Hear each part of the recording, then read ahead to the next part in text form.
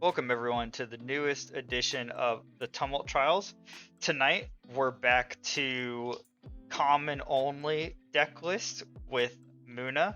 So we're going to be playing a Pauper version of Teija and Nara.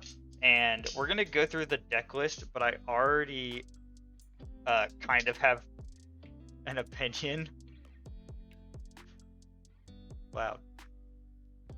Yeah. My wife is clicking a pen across the table from me, and it's like super loud in my ears. Anyway, so let's look at the deck list. We'll talk about kind of what I think the shortcomings are for Muna when you're building a common only deck, and kind of what I'm gonna predict something before we even play a game, which I almost never do. Besides, like me saying we're probably gonna lose, which isn't really a prediction.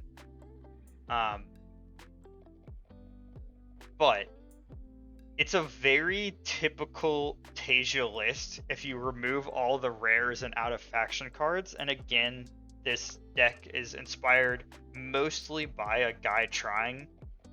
I just like the way he does deck techs. So I definitely recommend watching his video on his Teija build. I will link the his video in the YouTube description again, like I've done for the other Pauper videos. But it's very typical, Spindle Harvesters, Sneezer Shrooms, Kodamas, Muna Merchants, basically like the core Muna cards you would see in Teija or other Muna decks are all here.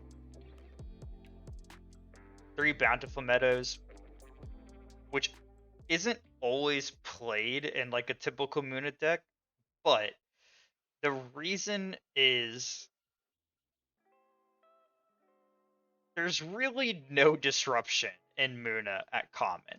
Muna basically gets all the disruption from out of faction rares. The only things we have are Beauty Sleep and Mana Reaping, and Mana Reaping is like disruption with a pretty big downside. And Bountiful Meadow kind of makes the downside tolerable. If you can get some meadows out, then Mana Reaping your opponent doesn't feel as bad because you're kind of going mana neutral until they remove the Bountiful Meadows. But pretty typical. Some things that anchor themselves or put themselves to sleep. We've got some resupply, things to anchor other things. It's a pretty typical Teija list if you just remove all the rares and out of faction stuff. So this is my prediction. After having played a number of Pauper decks on and off stream, my guess is that if you want to actually play Muna as a Pauper deck, like if you convince your friends or your store to run like a Pauper tournament like once a month or something, I would probably switch to Wren and Orchid, is going to be my guess. And I think by the end of the games, we're going to see that we don't have enough card advantage, which is a problem with common only decks in certain factions. And I think it's going to be true for this one. And I think Wren and Orchid would give you natural card advantage that Teija doesn't give you. But Teija, currently in the game, is considered the strongest Muna hero to some people. So we're going to try it with Teija. Maybe we'll try it with Wren and Orchid in the future. But we'll run it this way for now. And we'll see if my prediction is correct and if we just don't have enough card advantage to keep up. Or if having anchored and stuff is enough of advantage over time to where it doesn't really matter. So that's the deck intro. We'll see how it goes, but let's get into some games. Is this better? I don't know. I kind of hope this isn't the I'm gonna drag out the game for 30 turns.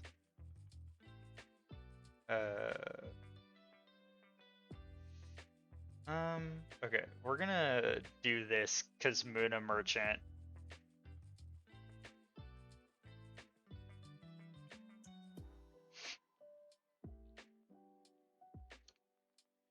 If this is the stall out forever Akesha plan, this might be the last game we play tonight. That was crazy. And last week's Altered Weekly Online League, some people were playing that deck, and we saw the like last 10% of a match where the two players had like 16 mana or 15 mana or something at the end, and it was crazy. Ooh, I wish we could move again, but can't block them.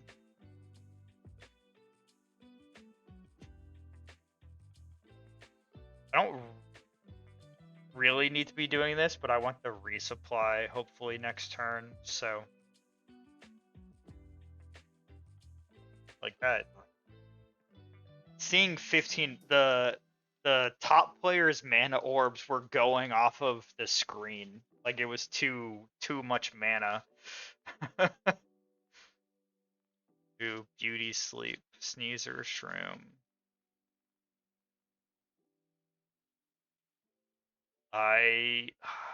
Okay, I think we actually get rid of sneezer shroom and set up for having extra mana. That was the other reason I didn't. Do I think they're just gonna play that again?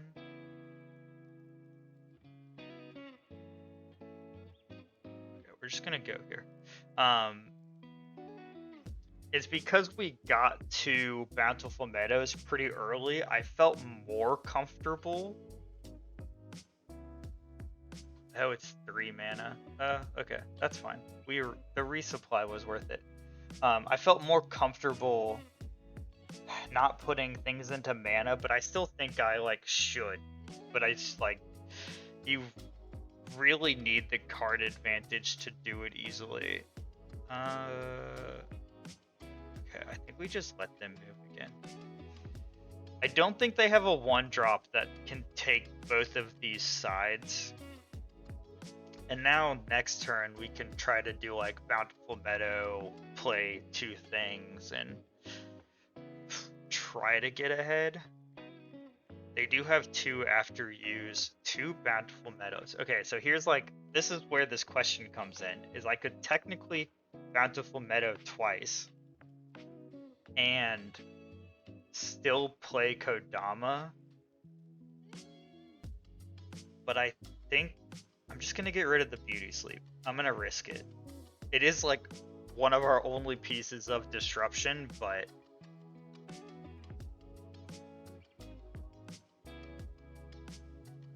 being able to play 2 characters I think is big. Okay, well, Tooth Fairy is definitely annoying.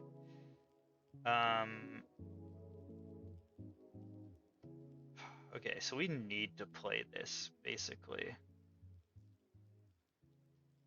so we're gonna play 1 Meadow, make them go again. We could have played the Spindle, but like I can make the Spindle free and still play the Muna Merchant. I can't. Okay, they're making us go again. Alright, so we're gonna make the Spindle free. We'll play it over here. I can't play the Bountiful and the Muna Merchant, unfortunately. Just after you, me again. Just run out of cards, please.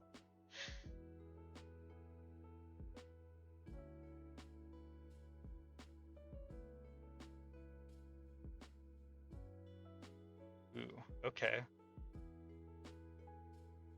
So that was your move.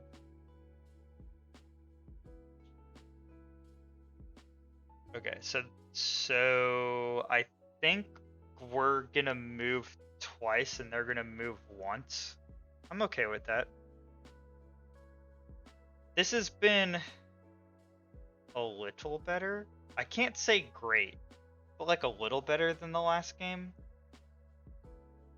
I actually don't like Kodama, but when you resupply it, it's a pretty good card. Oh, 2 Hydrocanas. Okay, well we don't need both Hydrocanas.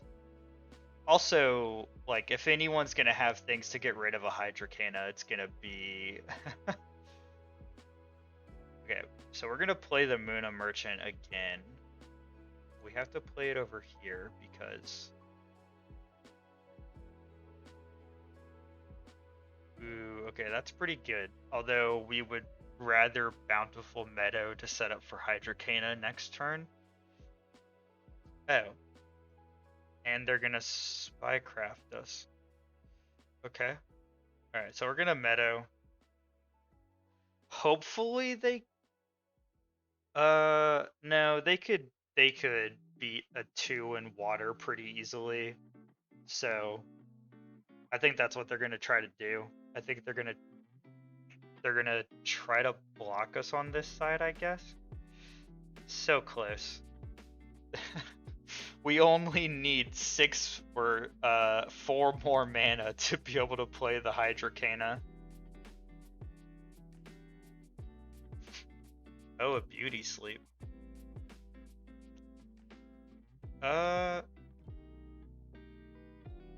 Yeah, that works.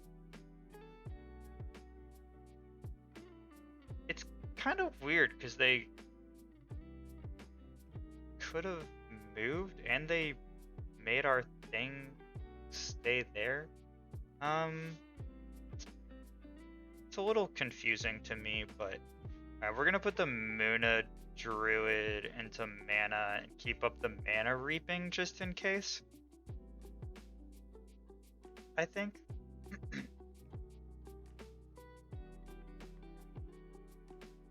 And here comes the small steps. Maybe they could have small stepped last turn.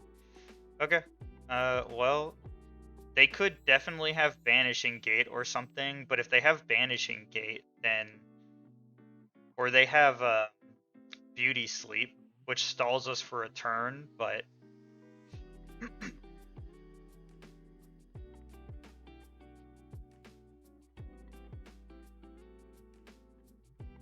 it doesn't get rid of it. Wish we had 1 more mana, but we don't.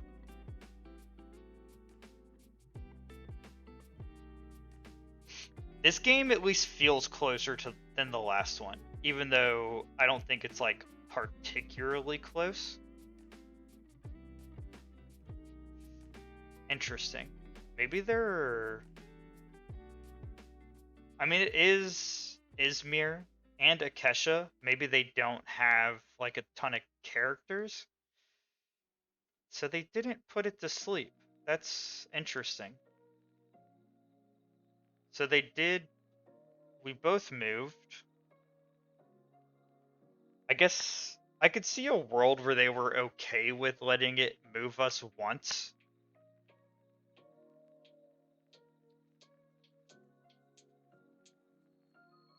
Dracana, Mana Reaping. Okay, I think we can get rid of the Spindle Harvesters. And then, yeah, we are running into the problem again though, where having no resupply is definitely hurting us. But we will have enough mana this time to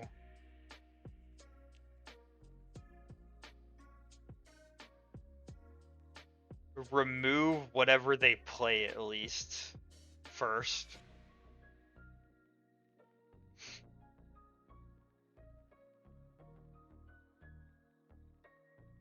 I am expecting a Banishing Gate. A Banishing Gate would be very bad. It would be a lot of their mana.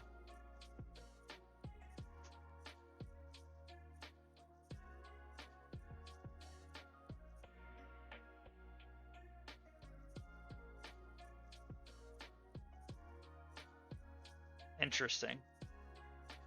So that's definitely not what we want to see.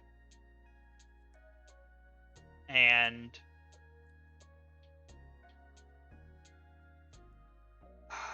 I'm tempted to let it happen. But that could be a mistake. They could be setting up for something next turn, so we're just... Although, technically, like, the result is the same because they get an extra mana anyway, so I don't know. YouTube, if you want to tell me that was a misplay, go ahead. Chat, if you want to tell me that was a misplay, go ahead. There's the Banishing Gate. And then, what are they going to do? Put the Hydrocana to sleep? Or the Dracana to sleep? And just, like, stall out for another turn? We did discard a Hydrocana. Oh, they're going to put it back on top of... Oh, they're going to put it back in our hand. Wait, but that means we can... Oh, we already passed. Damn you, passing. Okay, well... I actually... That's interesting because... Man, I don't want to gain a sleep. Okay, well, we're gonna... put this to sleep.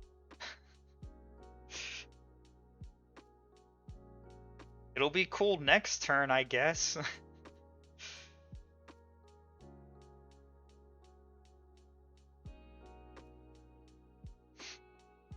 So, yep. It is possible that they could move twice now, especially with the card draw back in their hand. Obviously getting rid of the Hydrocanas, like, that was what was going to help us move. And drawing the Kodama, this is why I don't really like Kodama. But that doesn't move them. So they need to put us to sleep. Or off you go us. That works too. Yeah, they got it. But it was a little closer. Okay, Afanas and Senka. Maybe they're playing my characterless Yzmir deck. They're not. Oh my god, yes. I get to discard 2 Kodamas into mana. That makes me happy.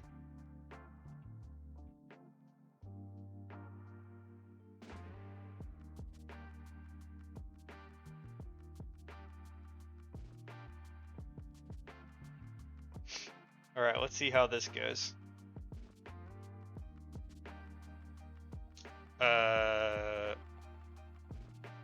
I mean, I guess we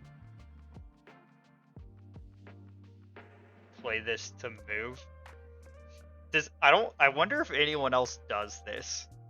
Sometimes, especially like early in the game, I put the character in whichever expedition so that they're facing the hero. So like Aloe Vera is facing like to the left. So I put them in the right expedition. Is that correct? I can't imagine it is. But I do it anyway. Cause sometimes it doesn't really matter. So I just like, you know, I want everybody to look like they're in like the team huddle while they're exploring. Wow, another aloe vera. Okay, I think we can probably discard one of these. We can sneezer shroom. So, yeah. You know, that's some fun spooks knowledge.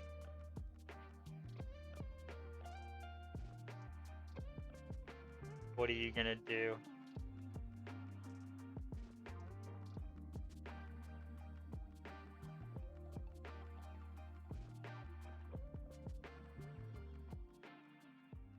That being a one cost thing is so good, but they don't. I honestly might play this aloe vera again, although I do kind of want the resupply. Yeah, we're just gonna play this aloe vera. And they might be able to move on both sides, but we'll certainly most likely move on the hero side. Okay, they're drawing a card. And then we'll have the mana next turn to anchor. Although I don't know if it's like, I don't know. I want the resupply, but like spending all that mana to like anchor stuff, I don't know if it's actually worth it. So we could aloe vera, sneezer, shroom.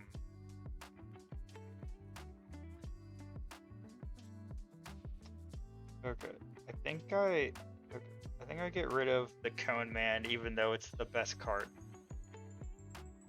That's not true, but I like it. It's just a Cone Man. And then I think we...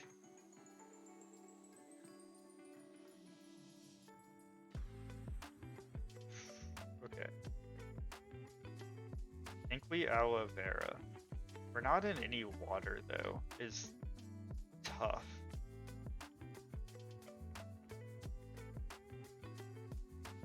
But we could be.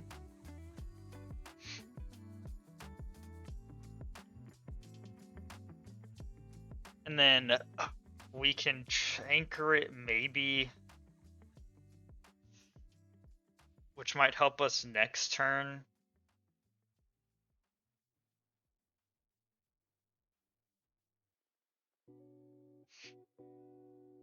For anyone who's hopped in the past, I don't know, few minutes or something, we are playing a common only. Oh, why would you do that? Common only Teija and Nara deck, which I'm a little annoyed now because now we have to move on both sides, right? Like I can't not move on both sides now because they're just giving it to us.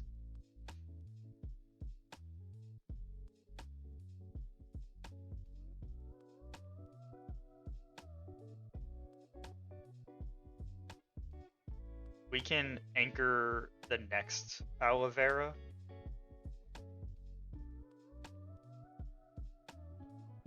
Or we just never anchor anything. Mana Reaping. How much do I care about them drawing cards?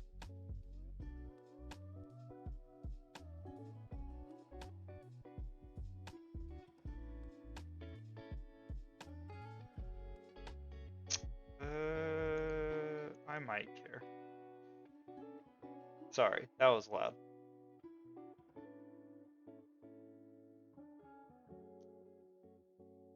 Aether Shard's an interesting card in an Afanas deck, to be honest.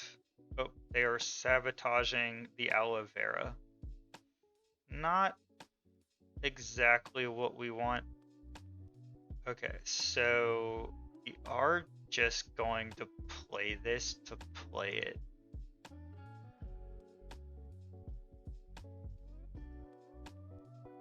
And then we can anchor the Yongsu, which isn't bad. Or we can get rid of something, although Mana Reaping's such an awkward disruption card. And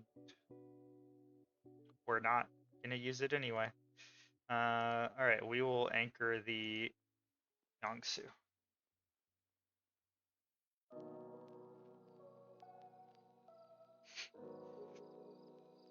Cards like, what's the Bravos card? Aja, I think. I don't know if I'm saying it correctly, but it's a character where both people put the top card of their deck into mana. Things like that I'm more okay with, because unless you're playing against a ramp deck, you're at least staying mana neutral. So it's like, it's okay. Things like Mana Reaping, where like you're putting probably their card into mana, Feels a little worse. Okay, we want the resupply. We'll get rid of the Sneezer Shroom. We haven't seen any, like, bountiful meadows, which is crazy. Although you could use Mana Reaping on your own stuff, but, like, that's a situation where, like, you're already winning if you're doing that. Like, I don't think that's the purpose of that card.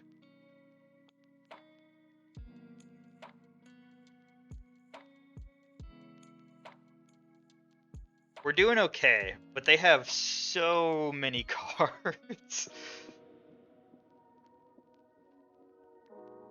So many cards. They can't sabotage or make us discard again yet. So we are going to Sneezer Shroom here. Hey, look in here. See what they do. I don't think we can move on both sides, but maybe we can move on one. Interesting. Okay, well, we're gonna meditation training the Yangsu again, because we still have enough to play the Muna Merchant, and a 4/4/4 is pretty good.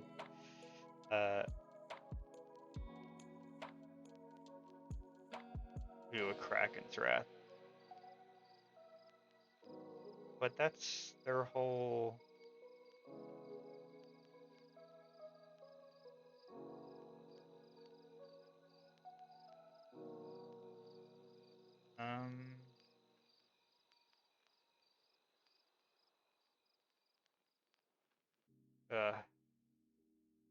that is unfortunate. So we can't block them, but I want the resupply. And they use the Kraken's Wrath. Maybe they, like, they'll probably draw another one, but, like, I'm okay with this. If we had one more mana,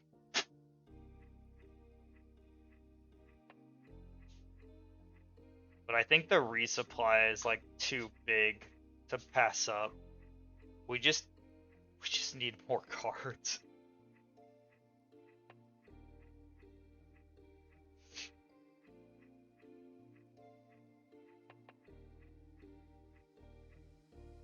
Okay, a Beauty Sleep and a... Okay, well, we're gonna get rid of the Bountiful Meadow because we don't have any plants. That's the other, like, thing with playing common only decks is, like,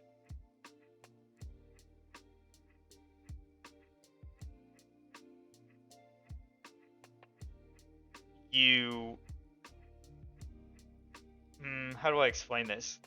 Because you have no out-of-faction stuff to, like, make up for your disruption or resupply, you're spreading out more in your own faction, which means that you're going to have character types that don't work. Like, there will be less synergy, if you can believe it. Or the synergy will be more spread out, so it becomes a little more awkward. Okay, so we play this here. They have so many cards. Spindle Harvester's okay. Doesn't really help us a ton.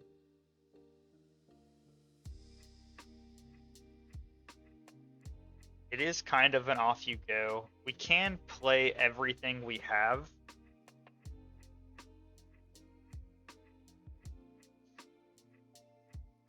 Which I don't know if we need to, but probably. Ooh, okay. Spycraft. That's definitely not good. We are going to play the Spindle Harvesters. And it is only a 1/0/0, unfortunately, but making it harder for them to block us, at least on one side's okay. And then, I don't know, we can put something to sleep.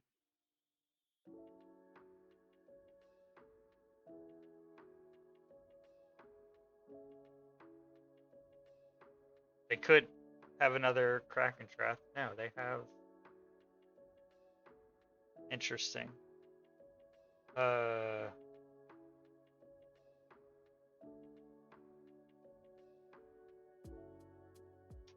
Well, they're not. Okay, well then they just play that, and then they move anyway. But I don't really want to put this to sleep. But they won't, so they'll move twice. Okay, so they're gonna move twice no matter what. Okay, so what do I do? Which side do I annoy them more on? Okay. I don't actually think this is correct.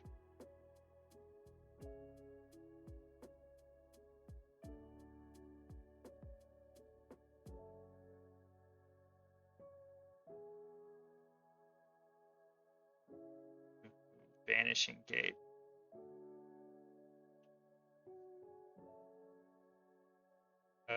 Okay, so alright, they did you're actually not gonna block us. Putting both of those things to sleep feels very bad. But we move at least. Yeah, I don't know. This is kind of an awkward outcome for us because I don't think it helps us in the long run.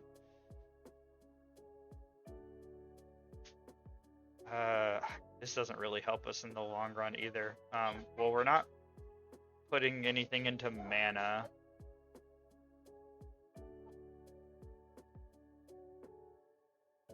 We're doing okay, but like, I don't even think this is the kind of doing okay that honestly just feels awkward. Like, I just don't think they looked at our reserve, or they were like, I hope they beauty sleep us so that I can win on the next day, I guess. Yeah, that's not good. That was a ton of your mana. Although it doesn't really matter. That's the awkward part, is it doesn't really matter. So we can do this, and we can tie them there, but then like they probably just move.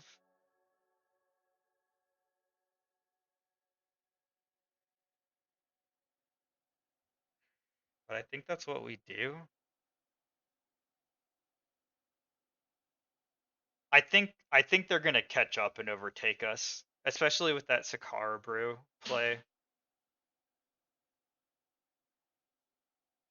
So we had a good run for a minute.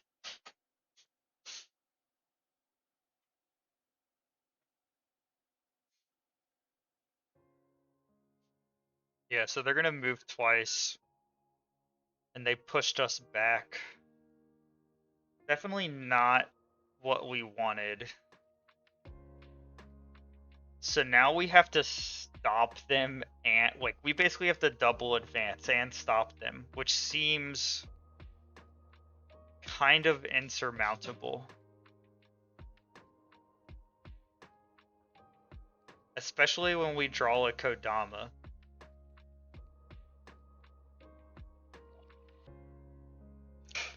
That Kodama could have been anything else. Anything else. And it would have been better. So, yep.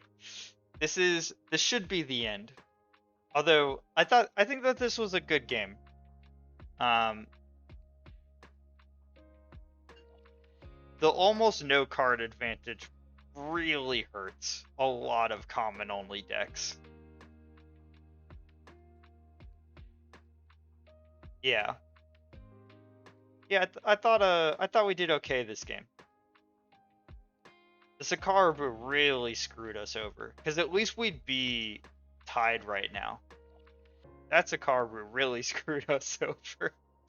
That's funny. I mean, well, yeah, we'll go over here, I guess. If nothing else, maybe we'll move again.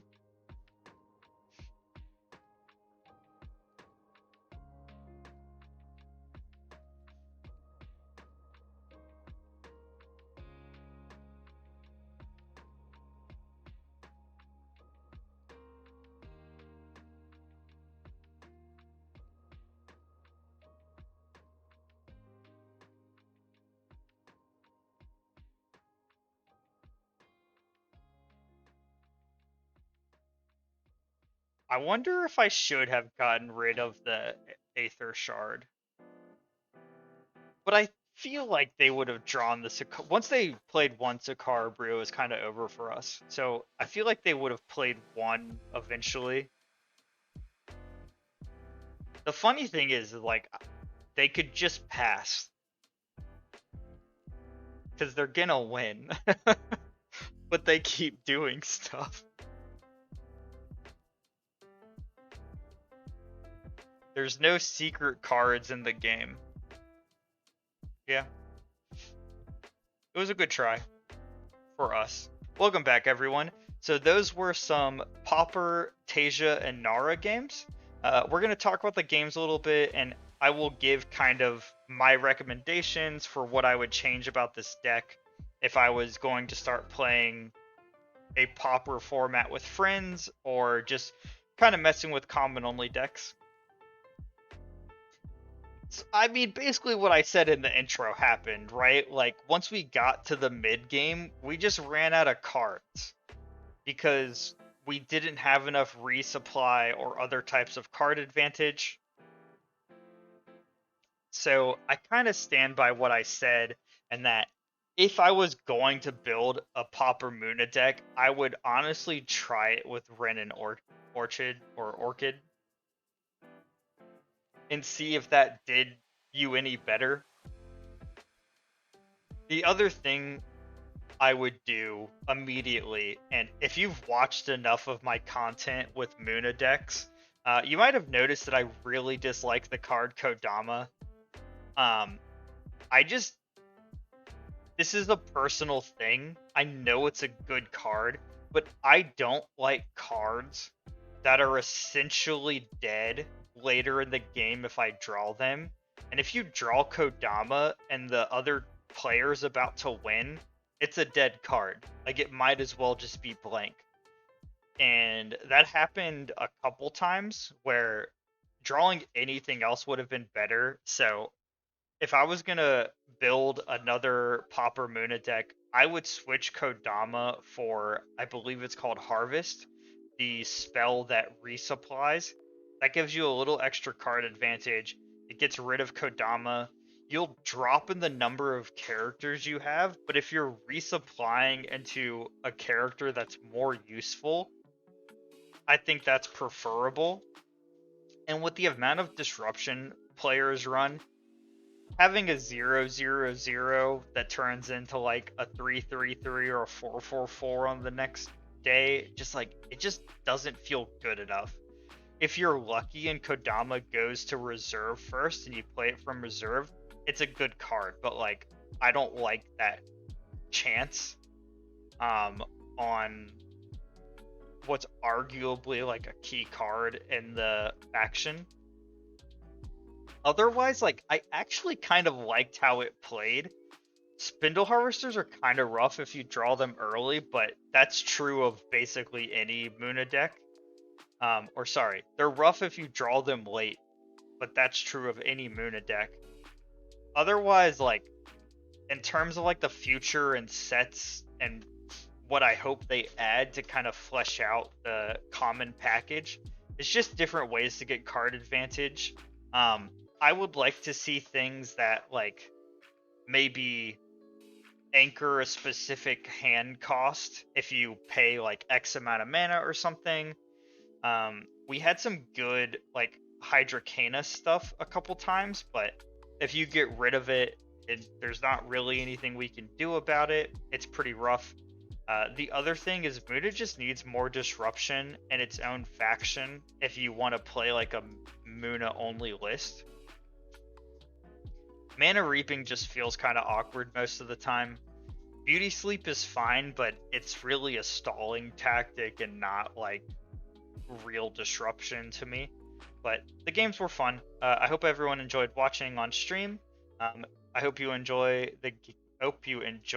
I can English, okay? I hope you enjoyed the game's YouTube. Feel free to like and subscribe if you want. This isn't a high number, but we are getting closer to 200 subscribers on YouTube, which I honestly never thought I'd get to, because it just wasn't a priority. We're also getting closer to 200 followers on Twitch. It would be very ironic if we got both on the same day, which probably won't happen, but it would be funny. I hope everyone has a good time. Hope you're having a good life, and I'll catch you in the next one. Bye bye.